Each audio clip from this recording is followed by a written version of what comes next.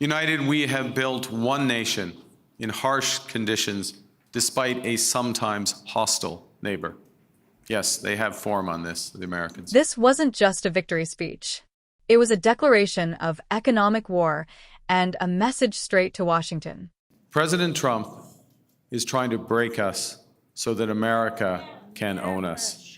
That will never, ever happen. Carney laid it bare. The U.S. does not want trade only. It wants control. As I've been warning for months, America wants our land, our resources, our water, our country. Never. Carney, however, has a vision. A sovereign Canada. Strong. Unified.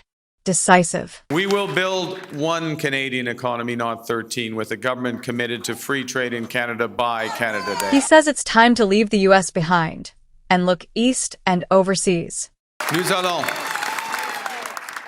Nous allons renforcer nos relations avec des partenaires We will fiables strengthen our relations with reliable partners in Europe, Asia, and elsewhere. And if the United States no longer wants to be in the forefront of the global economy, Canada will. Because the old world order? It's done. Our old relationship with the United States, a relationship based on steadily increasing integration, is over. The system of open global trade, anchored by the United States, a system that Canada has relied on since the Second World War, a system that, while not perfect, has helped deliver prosperity for a country for decades, is over. He says we've accepted that betrayal, but now it's time to act. These are tragedies, but it's also our new reality. We are over the shock of the American betrayal, but we should never forget the lessons. Because in Carney's eyes, hoping isn't leading. Preparing is. Humility is also about recognizing that one of the responsibilities of government is to prepare for the worst, not hope for the best. So here's the plan. Build fast, build big, and build it ourselves.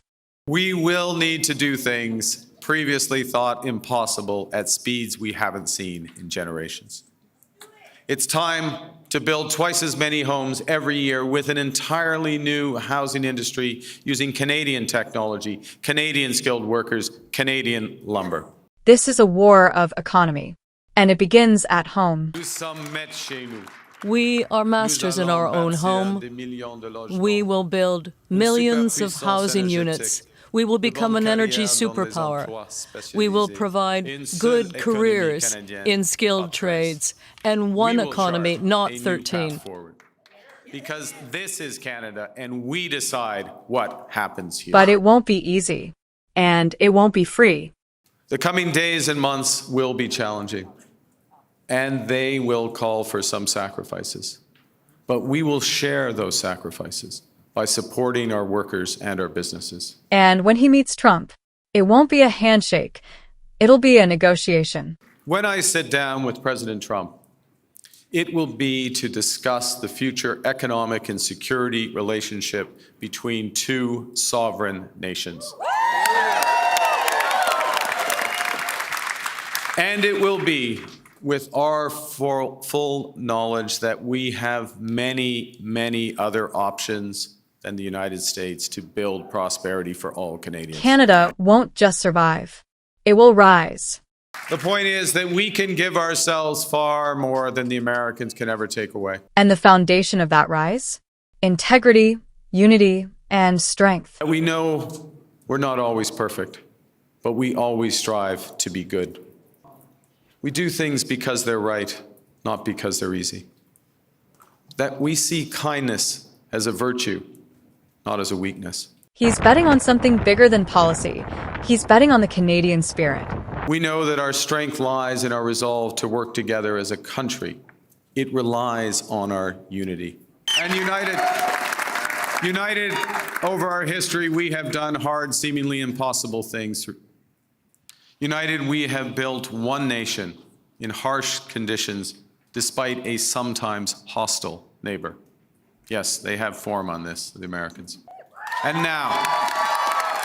And now, in the face of this crisis, united, we are buying Canadian. We are exploring everything this country has to offer. We are supporting our friends and neighbors in the crosshairs of President Trump through a crisis that we did not create. United, we will win this trade war and build the strongest economy in the G7, an economy that works for everyone. And when Canada is threatened. And I know that when we are threatened, we will fight. We will fight back with everything we have to get the best deal for Canada. We will protect our workers and businesses, and above all, we will build an independent future for our great country. Mark Carney just drew the line.